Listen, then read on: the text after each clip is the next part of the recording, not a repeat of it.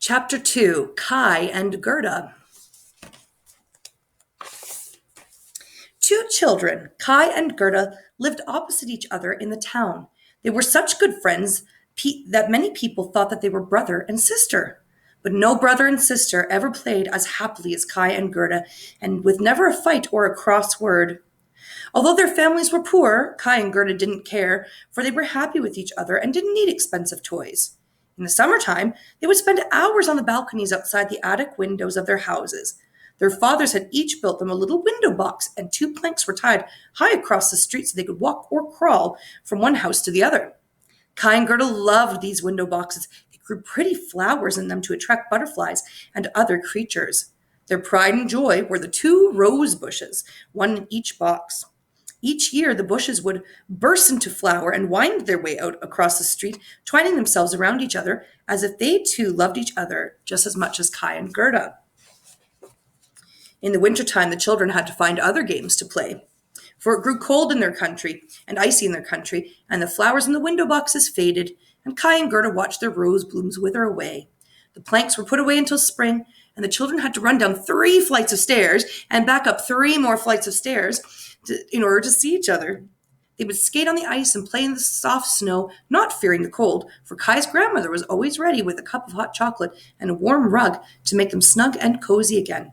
It felt so good to sit by the window, cocooned in soft wool, and they pressed warm coins against the frosty glass panes to stare out and see wintry scenes through little magic spy holes they created. Grandmother would tell them stories of the mystery of winter, how a particularly strong swirl of snow meant that the Snow Queen was in flight. She told how the terrible queen would ride at the heart of the storm, exulting in the fierce cold. "I'm not afraid of her," boasted young Kai. "I'll catch that giant flake and put her on the fire. She won't be so scary then." Gerda grinned at Kai adoringly, but Granny smiled and stroked his hair. "Many young boys have said that, but still she flies. Better keep the windows shut and be careful she doesn't catch you." Kai looked nervous at this, but Gerda squeezed his hand for comfort, and he soon forgot his fears. One night, after Gerda had gone home to bed, Kai stayed by the window staring out at the falling snow. The flakes looked clean and bright against the oil lamps in the street. They felt ever thicker, as if they wanted to cover the whole world so everything could start again. As Kai stared transfixed, one large flake drifted towards him across the street, pushing the smaller other flakes aside, as if it had a purpose of its own. The giant flake settled on the balcony outside the window, and Kai could see every sharp detail of its cold beauty. Even as he looked, the snowflake grew taller, and the lines slowly took human shape. The crystals became a shimmering white gown crusted with glittering frosting jewels. Kai raised his gaze and gasped as he saw 2 ice-cold eyes staring back at him, as if searching into his very soul. He felt himself shiver. The white gown fluttered, and a pale arm emerged, so pale that you could almost see right through it. The ice woman beckoned to Kai. This is what beckoning means. And to come with her with a single long finger. For a moment, Kai forgot where he was, and he moved to open the window.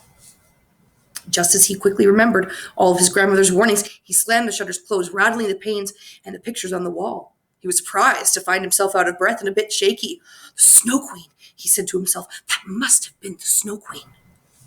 Soon after, the thaws came and brought with them rains and strong, blustery winds. As Kai and Gerda walked home from school one day, struggling against the winds, Kai turned to Gerda to ask her a question. Before she could speak, he cried out, "Ah!" and rubbed at his eye. "Are you all right, Kai?" she asked. "Shall I look in your eye for you?" "Well, I can't feel anything, so you'd better," replied Kai in a grumpy voice. As he spoke, he cried out again, "Ah!" and as gulped as if he swallowed an insect. But it wasn't an insect. Gerda looked in Kai's eye and saw nothing, for no one sees a shard of the sorcerer's mirror. She could see Kai squinting with discomfort, and her own eyes watered in sympathy. "Stop that, Gerda," snorted Kai. "You look so ugly when you cry. Dry your eyes and don't be such a baby." Gerda was hurt at Kai's words, but thought it was because he was in pain. However, it wasn't pain that caused Kai to speak so harshly. It was a shard of the glass that he swallowed.